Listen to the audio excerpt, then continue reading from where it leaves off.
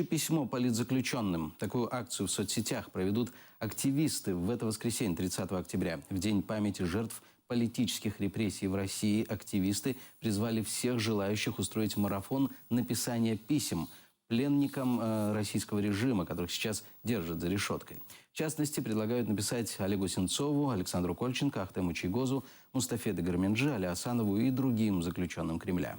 Правила написания писем можно найти на сайте letmypeoplegO.org.ua. В списку Let My People Go наразі 28 українців, більшість з них кримські татари. Ми запрошуємо висловити свою солідарність із в'язнями, написавши їм листа. Лист, насправді, це не лише зв'язок політв'язні з зовнішнім світом.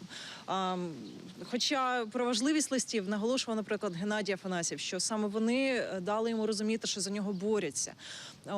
Але це також і символ Кремлю, символ того, що міжнародна спільнота дивиться, слідкує за тими репресіями і беззаконнями, які відбуваються. І це дозволяє створювати тиск для того, щоб Кремль, врешті-решт, відпустив наших бранців.